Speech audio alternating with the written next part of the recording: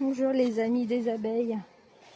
Alors cet après-midi, je vais mettre du pâtis. Donc le pâtis, ce sont des protéines qui complètent et qui aident aux abeilles à mieux passer l'hiver. C'est-à-dire que c'est comme du pollen. Enfin, c'est pour moi que c'est si au cas où il manque du pollen. Et on s'est rendu compte que les dernières années, comme il n'y a pas assez de biodiversité, les abeilles n'ont pas assez de nourriture variée. Donc ça va les renforcer et aider les jeunes larves qui vont sortir là tout l'automne à faire des abeilles costauds pour passer l'hiver et mieux supporter le varroa. Enfin, si elles ont varroa, ça ne va pas le faire non plus, mais au moins elles seront plus grasses et elles tiendront bien. Parce que les abeilles qui vont naître là pendant l'automne, c'est celles qu'on va retrouver au printemps dans nos ruches. Donc ça fait 3 ans que je fais ça. Et vraiment, je trouve qu'il y a une sacrée différence.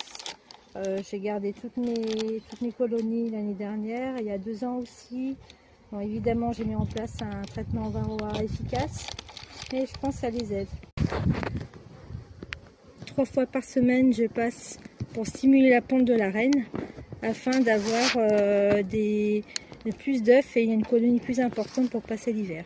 Donc je ne sais pas si ça fonctionne vraiment, mais je me dis que ça ne peut pas le faire de mal et que c'est bien. Donc là, ce que je vais faire, je vais ouvrir pour qu'elles aient accès. Je fais comme pour le pâtis en hiver. Heureusement, ça s'ouvre bien. Je vais ouvrir dessous pour que les abeilles elles puissent y accéder.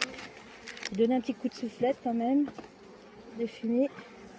Voilà mes chouchous, rentrez bien. Alors ça c'est un essaim de ce que j'ai fait cette année.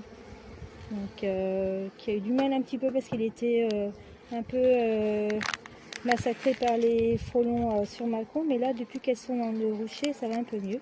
Donc vous voyez, là j'ouvre en dessous, je pose directement sur la tête des 4, comme je fais pour le pâtis en hiver. Et puis voilà, je remets dessus le nourrisseur. Je regarde que derrière le nourrisseur il n'y ait rien. Il faut enlever les abeilles quand même pour ne pas les écraser. Et puis là je vais laisser ouvert jusqu'à tout à l'heure ce soir au-dessus, enfin plutôt tout à l'heure pour le nourrissement. Normalement je fais nourrissement à la tombée de la nuit, mais là j'avoue il faut que je revienne encore, donc je vais tenter de le faire tout à l'heure avant la nuit. Surtout que s'il pleut, elles sortiront moins. Voilà, je vous remercie, j'espère que ça a pu vous aider.